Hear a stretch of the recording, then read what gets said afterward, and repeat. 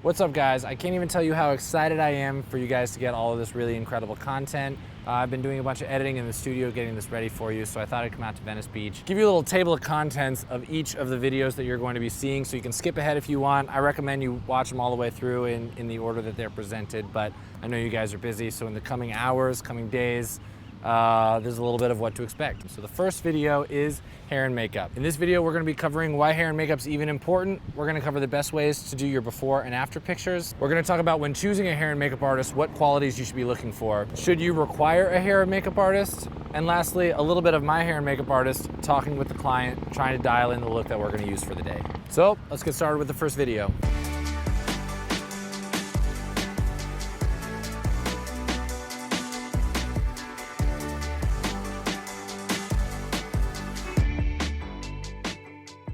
Okay, are we ready? Is it starting? What's up, guys? What's up? Thanks for coming out today. So we are going to be going over, I haven't rehearsed any of this, by the way, so we're just winging it. So this is the course teaching guys how to start their boudoir business, kind of get going, that sort of thing. So we got our two photographers here, Aaron and Jose, and this is makeup artist Miranda, and this is our model today, Sandy. And we're going to be asking a bunch of questions in a minute upstairs, but first I just wanted to start with hair and makeup because they're going to get started. Every one of my shoots, we do hair and makeup. And Miranda's one of my amazing makeup artists. And so first of all, like, why is hair and makeup important? It makes our client feel amazing and beautiful. It helps out with the retouching afterwards.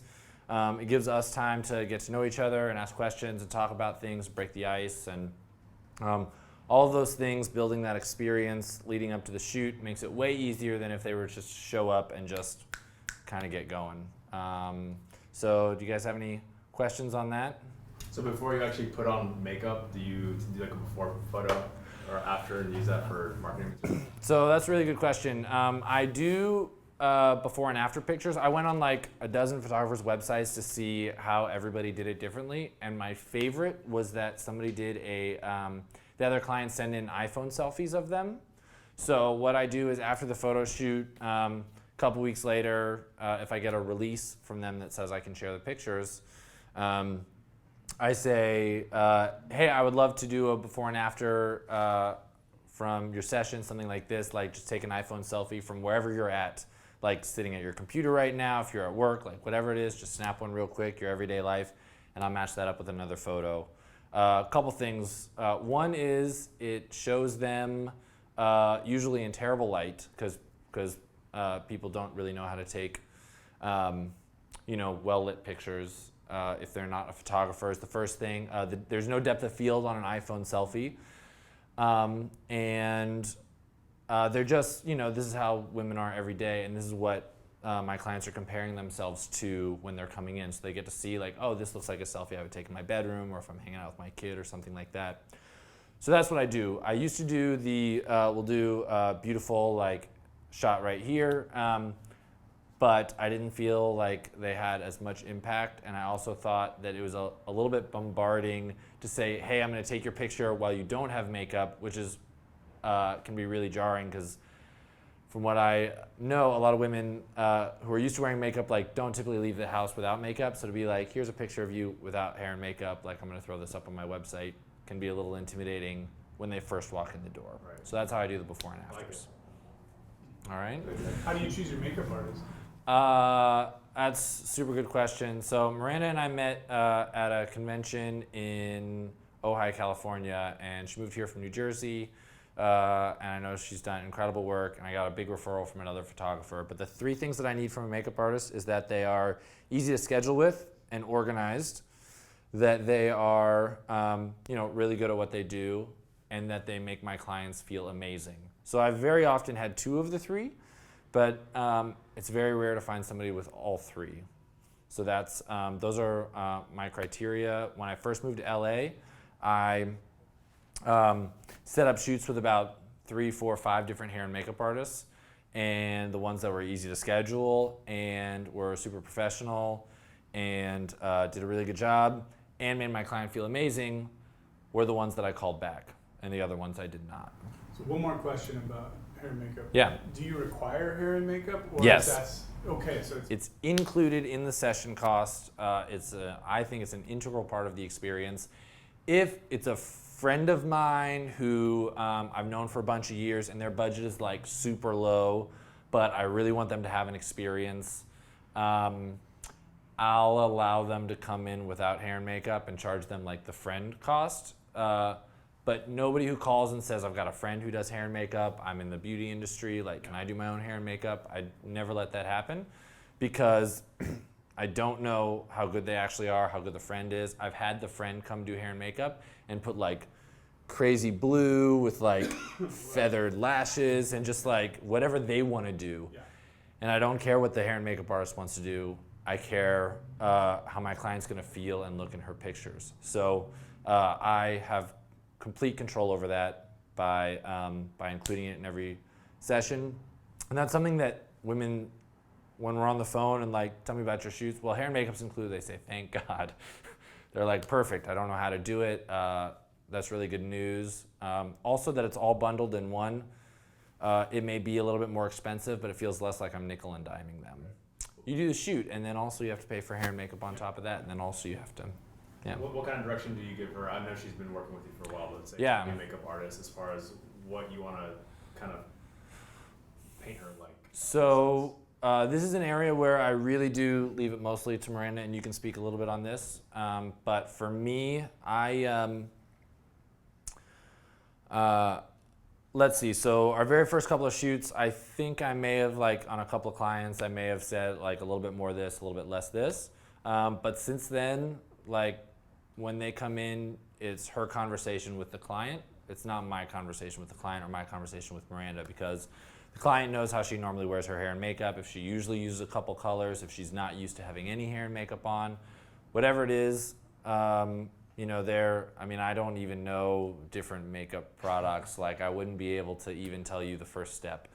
So I know enough that if I see something, I'm like, I think cheeks are too red, or it's too heavy on the eyes, or it's too dark. You know, the color of the face is different than the color of their body, something like that. But those are things that I don't really have to worry about if you get a really good makeup artist.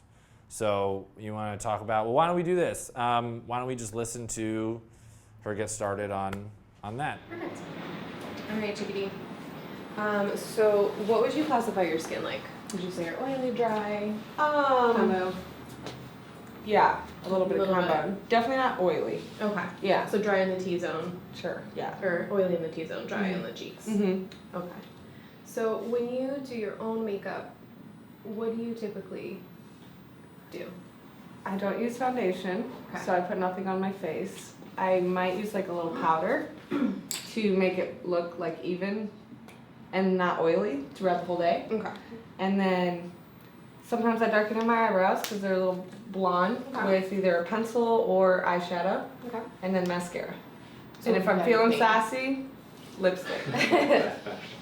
So pretty natural, pretty like, if I attempt some eyeshadow, it's usually like neutral shades. But I do love getting my makeup done and seeing like what I can't do to myself. You're not afraid. Yes, so I know I look like a completely different person when I look in the mirror and I'm like, oh my gosh, I don't recognize myself, but I like it. Okay. Yes.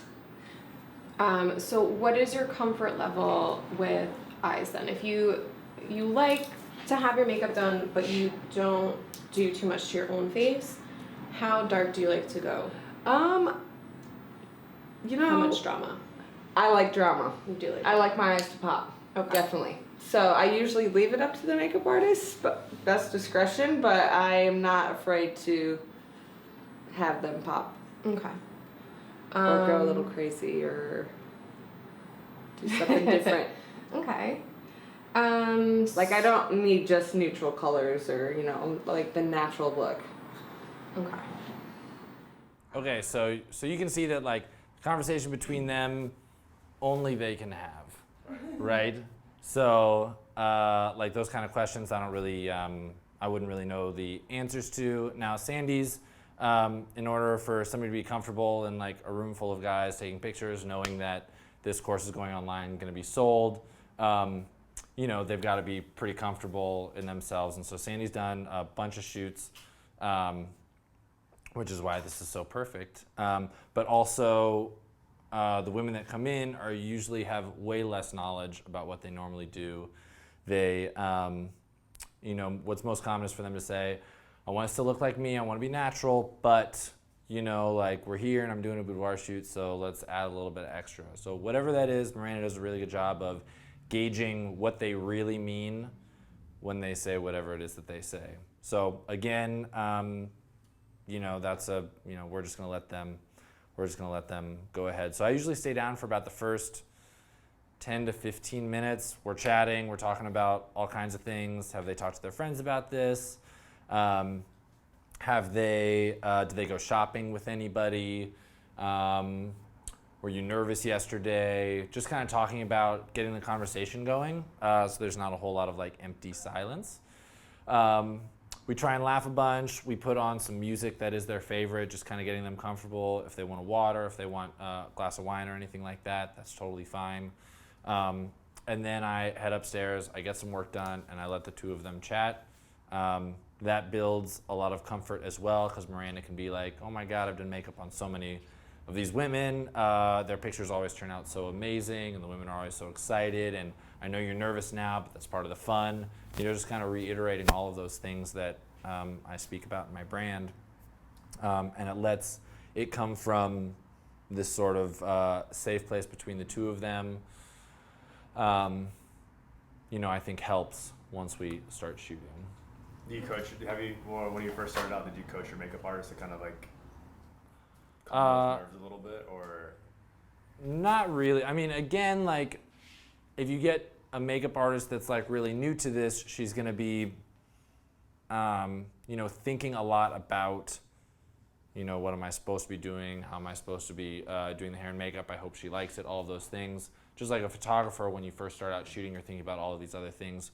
Once you get more comfortable, then you know so much of this is going to be like a little bit of a nerve-wracking experience, so it's easier to speak to that. And the client brings up stuff like that, and so it's not necessarily something that I've felt like I need to coach, but the first time a hair and makeup artist comes and works with me, I'm down here for pretty much the whole time. We're talking the whole time, so that if they do say something that I feel like shouldn't be talked about, or if they say something in a way, or maybe you know, just whatever the path of the conversation, like I'll let them know that you know, to gloss over that or to more talk about things in this direction. But again, pretty much you know, you want to get somebody with the personality. Just like if you're going to hire a wedding photographer, you wouldn't want to say, I will want this person, except I want them to act like this person. You just hire that person. So same with the people that you work with. All right? Cool, so let's head upstairs. We'll let them do their thing, and we'll answer some more questions up there before we get shooting. Okay, you guys good? I'm going to turn on the music down here so you can rock out. Cool. They've been waiting. All right, let's do it.